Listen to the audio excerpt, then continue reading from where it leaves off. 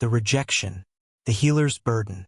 Sarah's hands glowed with soft golden light as she pressed them against the wounded warrior's chest. The gash was deep, running from shoulder to ribs, the kind of injury that would kill a human instantly. But wolves were stronger. With her gift, they were nearly invincible. "Hold still, Garrett," she whispered, her voice calm despite the blood soaking through her apron. "This will hurt for just a moment." The warrior gritted his teeth as her healing power knitted flesh and bone back together. Within minutes, the wound was nothing but a pink scar. Garrett sat up, flexing his arm in wonder. "You're a miracle, Sarah," he said with genuine gratitude. "Thank you. Just doing my job," she replied, already moving to the next patient. There were 5 more warriors waiting, all injured from the morning's border patrol skirmish with rogues. This was her life now, healing the wounded, tending the sick, keeping herself busy enough that she didn't have time to think, to remember, to feel the constant ache in her chest where her heart used to be. She was 24 years old and had been the Silver Moon Pack's head healer for 3 years.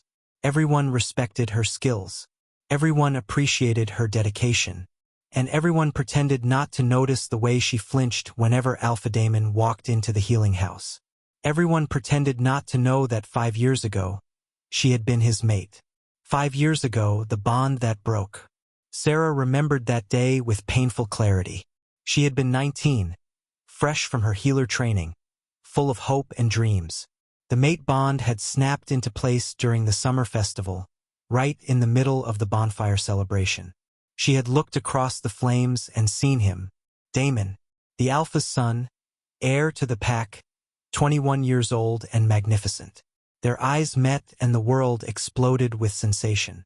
The bond, the connection that wolves dreamed of finding their entire lives. He had felt it too. She saw the recognition in his dark eyes, the way his wolf surged forward. He crossed to her in 3 long strides, taking her hand. "Mate," he whispered, and her heart had soared. For 3 perfect months they had been everything to each other. Secret meetings in the forest, stolen kisses under moonlight, plans for their future together. He was going to tell his father. They would have a proper mating ceremony. She would be Luna when he became Alpha.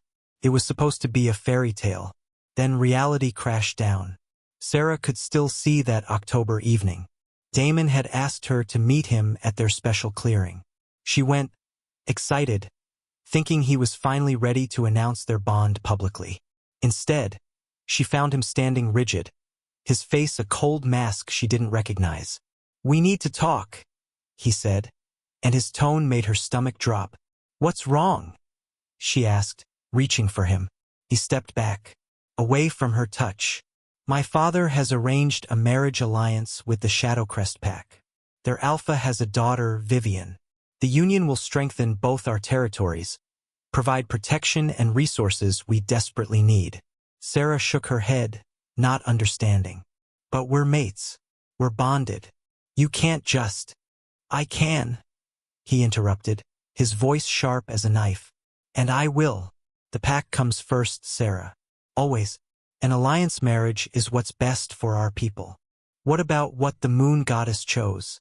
What about us? There is no us. Not anymore." He wouldn't meet her eyes. "I, Daemon Blackwood, reject you, Sarah Winters, as my mate and future Luna." The words hit like physical blows. The bond, already formed and growing stronger every day they were together, shattered. Pain exploded through her chest, through every nerve in her body. She collapsed to her knees, gasping, feeling like she was being torn apart from the inside. Mate bonds weren't meant to be broken. The rejection was agony, a wound that would never fully heal. Through the haze of pain, she heard him speak again, his voice cracking. "I'm sorry. But this is how it has to be. Accept the rejection, Sarah. Please, let us both move on." She should have. The smart thing, the merciful thing would have been to accept and break the bond cleanly. But through her pain and heartbreak, a stubborn core of pride emerged. "No," she gasped out. "I don't accept." His eyes widened. "Sera." You want to throw away what the moon goddess gave us for politics? Fine. But I won't make it easy for you. I won't accept your rejection. She forced herself to stand, tears streaming down her face. You'll have to live with this bond. Feel me in the back of your mind. Know what you gave up. Every single day. Then she ran, leaving him standing alone in the clearing. The years between. That was 5 years ago. Sarah stayed with the Silvermoon Pack because leaving felt like admitting defeat. She threw herself into healing work, earning her place through skill and dedication. She became the best healer the pack had seen in generations. And she endured the pain of watching Damon from afar. He dated Vivian, a beautiful wolf with silver blonde hair and ice blue eyes. They appeared together at pack functions, though anyone with eyes could see there was no real warmth between them. It was duty, politics, strategy. Nothing more.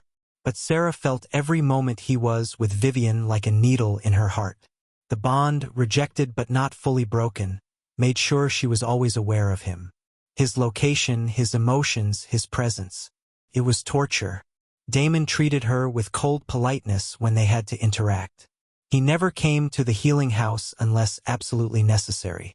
When he did, he spoke to her like she was just another pack member. Professional. Distant. Like those 3 months had never happened. It hurt worse than the rejection itself. The only person who seemed to truly see her pain was Beta Marcus, Damon's best friend and second in command. Marcus was kind, with warm brown eyes and a gentle demeanor that contrasted with Damon's intensity.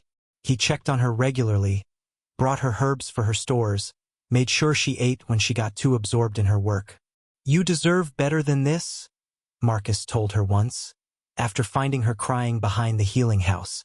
"You deserve someone who chooses you first." "The moon goddess chose him for me," she replied bitterly. Apparently she was wrong. "Maybe," Marcus said quietly, "or maybe the goddess has different plans than we understand." Sarah didn't believe that. She believed the goddess had been cruel, giving her a mate only to let him be ripped away. The announcement, the day everything changed, started like any other. Sarah was organizing her herb stores when the pack-wide summons echoed through the mind link. All members were to gather at the pack house immediately. Her stomach clenched. Pack-wide summons usually meant something important. She cleaned her hands, smoothed her simple healer's dress, and made her way to the central gathering hall. The room was already crowded with pack members, all murmuring with speculation. Sarah found a spot near the back, trying to be invisible as always. Then Damon entered with his father, Alpha Thornton.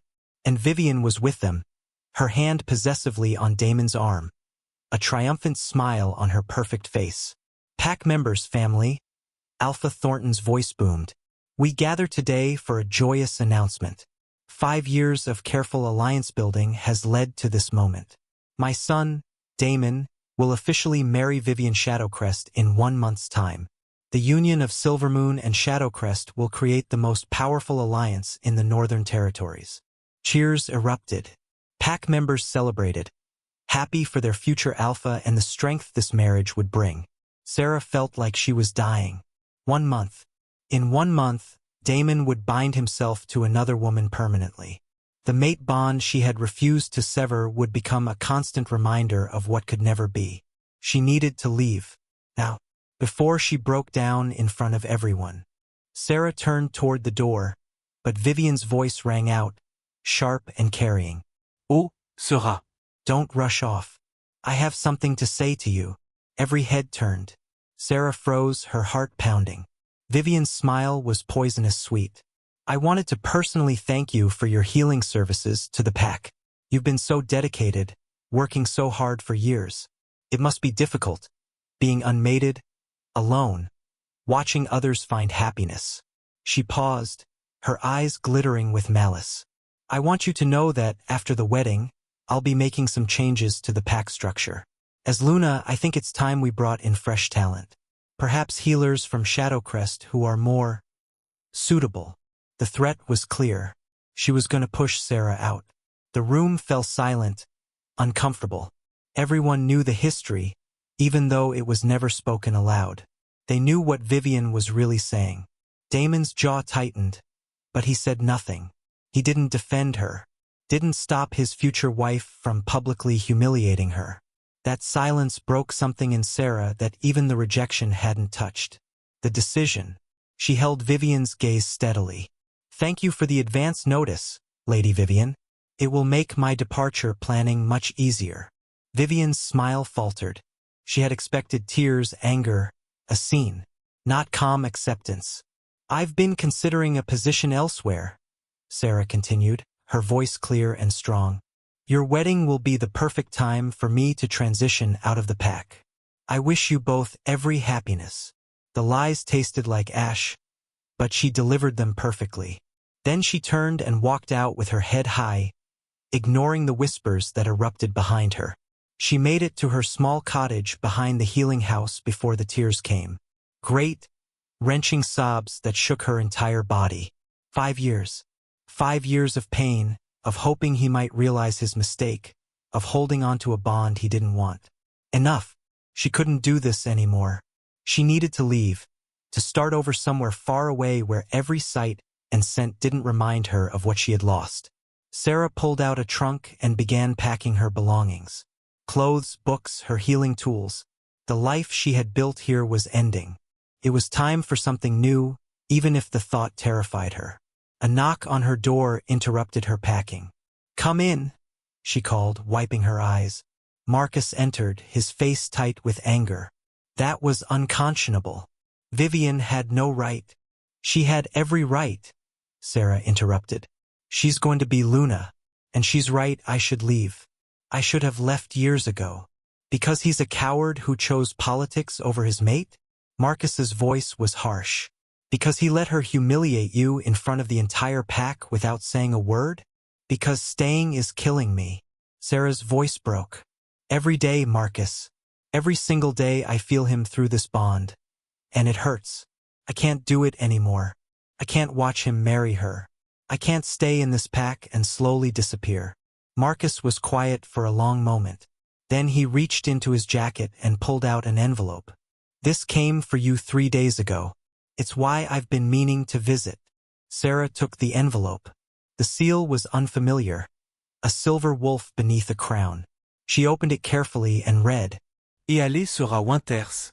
"Your reputation has reached the royal pack. We have heard of your extraordinary gifts and dedication. King Aldrich extends an invitation for you to join the Royal Healing Corps as a master healer. This position comes with full accommodations, resources, and the opportunity to study ancient healing techniques. Should you accept, your presence is requested within the month. In service to the crown, Elder Iris, head of Royal Healers." Sarah read it twice, her hands shaking. The Royal Pack. The strongest, most prestigious pack in all the territories. They wanted her. "This is real," she whispered. Marcus nodded. "I verified it through my contacts. It's legitimate. They've been searching for a healer with your level of power for years. Sarah, this is your chance. Take it." She looked at the letter, then at Marcus's kind face, then at the small cottage that had been her prison for 5 years. "I'll leave right after the wedding," she said firmly. "I'll fulfill my duty to see this pack through the ceremony. And then I'm gone." "Good." Marcus smiled, though there was sadness in his eyes. "You deserve so much more than this pack has given you. Will you do something for me?" she asked. "Anything. Don't tell Damon until after I'm gone. Let him realize too late." Marcus's smile turned grim. "It would be my pleasure." The month of preparation. The next 4 weeks passed in a blur. Sarah maintained her duties, healing the injured, tending the sick, training her replacement. A young healer named Lissa who was competent but lacked Sarah's natural gift. She avoided all wedding preparations, all festivities, all celebrations. She packed her belongings slowly, one item at a time, preparing for her new life. Damon didn't seek her out. Not once. Even knowing she was leaving, even through the bond that must have told him about her pain, he stayed away, confirmed what she already knew. He didn't want her. He never had, not really. The mate bond had been an inconvenience to him, nothing more. But Marcus visited her almost daily, helping with preparations, sharing meals, making her laugh when the sadness threatened to overwhelm her. His kindness was a balm to her wounded soul. "I'm going to miss you," he admitted one evening, 3 days before the wedding. They sat on her cottage porch, watching the sunset paint the sky gold and crimson. "I'll miss you too," she replied honestly. "You've been the only friend I could count on." Sera. He turned to face her, his expression intense. "I need to tell you something before you leave." "Marcus, don't." "I have to. You deserve to know." He took a deep breath. "I've cared about you for years. Watched you suffer, wanted to help but couldn't because of my loyalty to Damon. But my loyalty has limits. And watching him throw away the best thing that ever happened to him, watching him let Vivian treat you like that," he shook his head. "I know the timing is terrible. I know you're not ready. But I wanted you to know that someone sees your worth. Someone would choose you first, always." Sarah's eyes filled with tears. "Marcus, you don't have to say anything. I'm not asking for anything. I just wanted you to know before you left that you are valued. You are worthy. And any man who doesn't see that is a fool." She reached over and squeezed his hand. "Thank you. That means more than you know." They sat in comfortable silence as darkness fell, two friends on the edge of goodbye. The wedding day. The day of the wedding dawned bright and clear. Sarah dressed in her best gown, a simple but elegant dress in deep forest green. She styled her dark hair carefully, applied subtle makeup. If this was her last day in Silvermoon Pack, she would face it with dignity. The ceremony was held in the central clearing, decorated with hundreds of white flowers and silver ribbons. Pack members gathered in their finest clothes, excited and chattering. Sarah positioned herself at the very back, planning to slip away immediately after the vows. Then the ceremony began. Alpha Thornton officiated, his voice carrying through the clearing. "We gather today to witness the union of Damon Blackwood and Vivian Shadowcrest, a bond that will strengthen both our packs and secure our future." Damon stood at the altar in formal black, looking every inch the powerful alpha he was born to be. Handsome, strong, commanding, and miserable. Even from a distance, Sarah could see the tension in his shoulders, the tightness around his eyes. This wasn't a man celebrating his wedding day. This was a man fulfilling an obligation. Good, a bitter part of her thought. Let him be miserable. Let him regret. Vivian appeared, stunning in a white gown that probably cost more than Sarah made in a year. She walked down the aisle with perfect confidence, smiling at the crowd. The vows began. Traditional pack vows, binding and permanent. "Do you, Damon Blackwood, take Vivian Shadowcrest as your mate and Luna?" Damon's eyes swept the crowd, searching. They found Sarah at the back, and for just a moment, his mask cracked. She saw regret there, pain, longing. Too late, she thought coldly. Years too late. "I do," he said, his voice flat. "And do you, Vivian Shadowcrest, take Damon Blackwood as your mate and alpha?" Ido Vivian Perd, triumphant. "Then by the power vested in me as alpha, I declare you mated and bound. You may seal the bond." Damon kissed Vivian, and Sarah felt the mate bond in her chest twist painfully. This was it. This was truly the end. Cheers erupted. The crowd surged forward to congratulate the new couple. Sarah turned and slipped away into the forest, unseen and unmissed in the celebration. She walked back to her cottage, changed into traveling clothes, and picked up her packed bags. Everything she owned fit into 2 bags and a small trunk. 5 years of life reduced to so little. A carriage waited at the edge of pack territory, arranged by Marcus. It would take her to the royal pack, to her new life, to freedom from this endless pain. She climbed in, took one last look at the territory that had been her home, and gave the driver the signal to go. As the carriage rolled away, taking her farther from Silvermoon with every moment, Sarah felt the mate bond stretch and strain. She had never been this far from Damon before. It hurt, but she also felt something else. Something she hadn't felt in 5 years. Hope. The future was uncertain, terrifying, unknown. But it was hers. Finally, completely hers. And maybe, just maybe, that was enough. The awakening. Arrival at the royal pack. The journey to the royal pack took 3 days by carriage. 3 days of watching the landscape change from familiar forests to rolling hills, then to mountains that touched the clouds. 3 days of feeling the mate bond stretch thinner and thinner until it was barely a whisper in the back of her mind. The pain lessened with distance. Not gone, never truly gone, but bearable. On the 3rd evening, the carriage crested a final hill and Sarah saw it. The royal pack territory spread across a valley like a jewel, larger than 10 normal packs combined. The royal palace stood at the center, a magnificent structure of white stone and silver towers that gleamed in the setting sun. "We're here, miss," the driver announced. "Welcome to Moonhaven, seat of King Aldrich and the royal pack." Sarah's breath caught. This was really happening. She was really starting over. The carriage rolled through massive gates where guards in silver armor stood watch. They didn't stop the carriage, just nodded respectfully as it passed. Through the streets, Sarah saw prosperity everywhere. Clean roads, beautiful buildings, wolves of all ranks walking together without the rigid hierarchy she was used to. Children played in parks. Market stalls overflowed with goods. This was a pack that thrived. The carriage stopped before an elegant building near the palace, made of warm honey-colored stone with healing herbs growing in window boxes. A sign read, "Royal Healing House." An older woman emerged, her silver hair braided in an intricate crown, her eyes sharp but kind. She wore robes marked with the healer's symbol and radiated an aura of power that made Sarah's own abilities hum in recognition. "Healer Sarah Winters," the woman said warmly. "Welcome. I am Elder Iris, head of the Royal Healing Corps. We've been expecting you." Sarah climbed down from the carriage, suddenly nervous. "Thank you for the invitation, Elder Iris. I'm honored to be here. The honor is ours. Your reputation preceded you." Iris smiled, studying her with eyes that seemed to see everything. "Come, let me show you to your quarters. You must be exhausted from the journey." The truth revealed.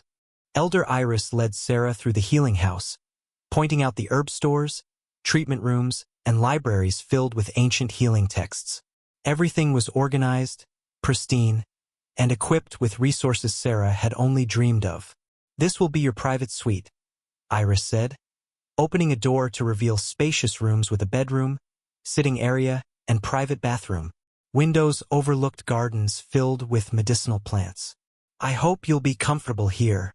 It's beautiful," Sarah whispered. Her entire cottage at Silvermoon could fit in this sitting room alone. Iris gestured to a chair. "Please sit. We need to talk." Sarah sat, her heart beating faster. Something in the elder's tone made her nervous. "I didn't invite you here just because of your healing skills," Iris began gently. "Though they are extraordinary.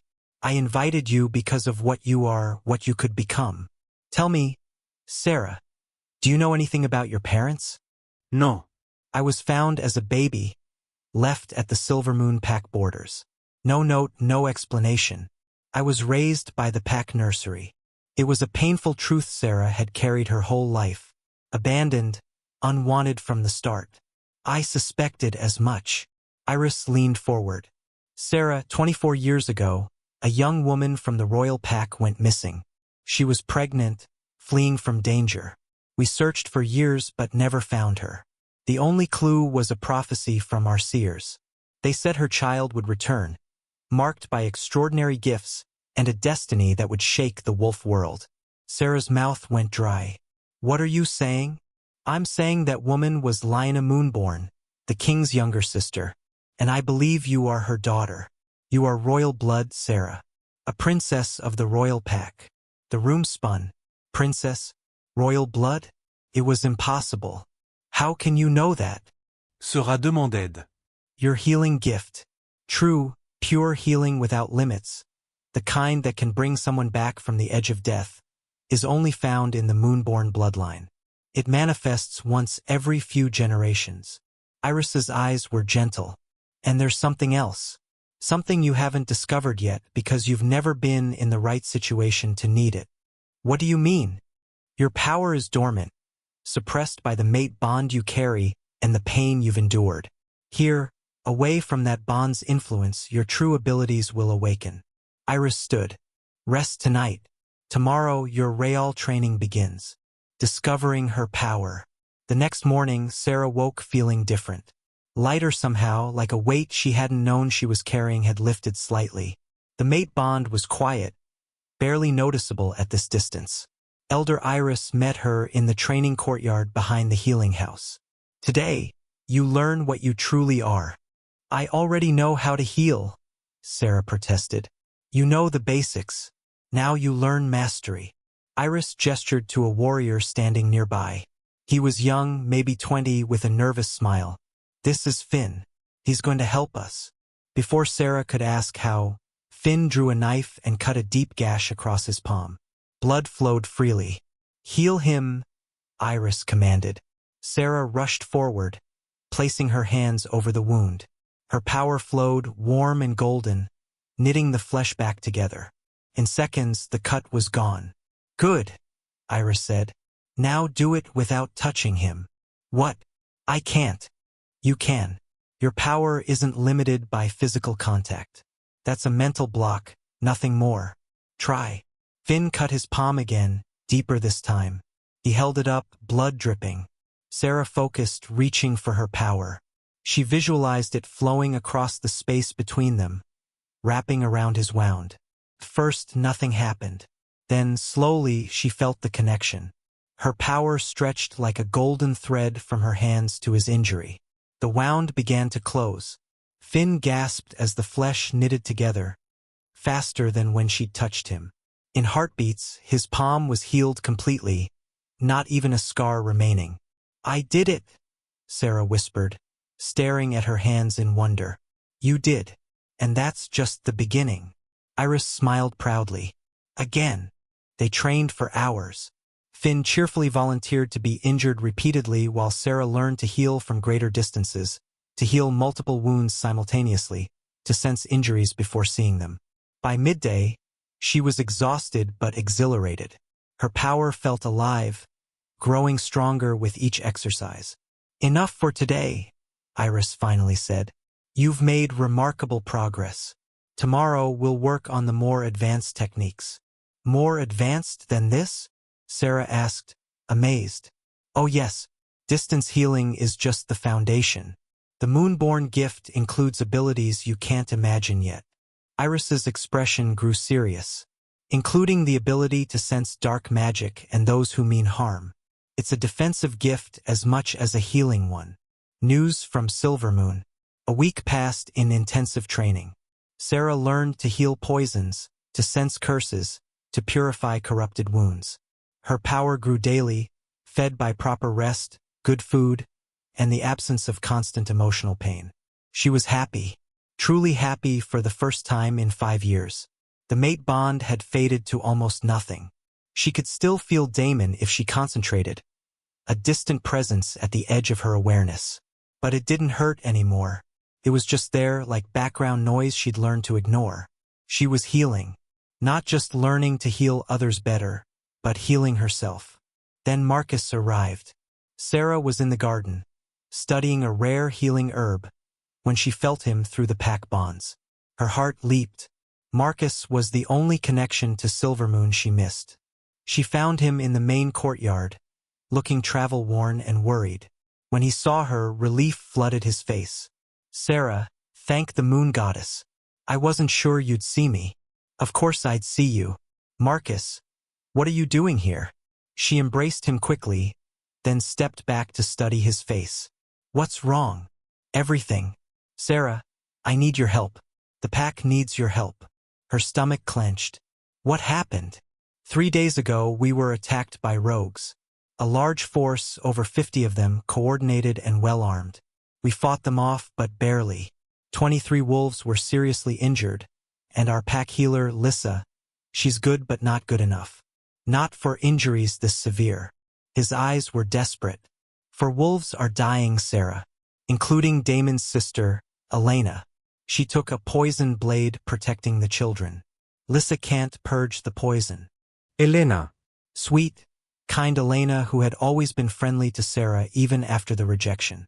She was only 17 with her whole life ahead of her. How long does she have? Sarah asked quietly. Days, maybe less. The poison is spreading. Sarah, I know I have no right to ask this after everything. But please, come back just temporarily. Save them. Save her. Every instinct screamed at Sarah to refuse. Why should she help Damon's pack after everything they'd put her through? Why should she save his sister when he'd destroyed her? But she thought of Elena, of the other injured wolves who had done nothing wrong. And she thought of the healer she'd chosen to become, the oath she'd taken to help those in need. I'll come, she said finally. But I'm doing this for the innocent wolves who are suffering. Not for him. Marcus nodded, understanding. That's all I ask. Thank you, Sarah. You're saving lives. Return to Silvermoon. Elder Iris wasn't happy about Sarah leaving, even temporarily. You don't owe them anything. Your training here is too important to interrupt. People are dying. I have to help. Sarah packed a bag of healing supplies. I'll be back in a few days, a week at most. Just long enough to stabilize the critical patients and teach Lyssa how to handle the rest. Iris sighed. You have too good a heart. Fine. But be careful. That pack hurt you deeply. Don't let them do it again. I won't. I'm not the same person who left.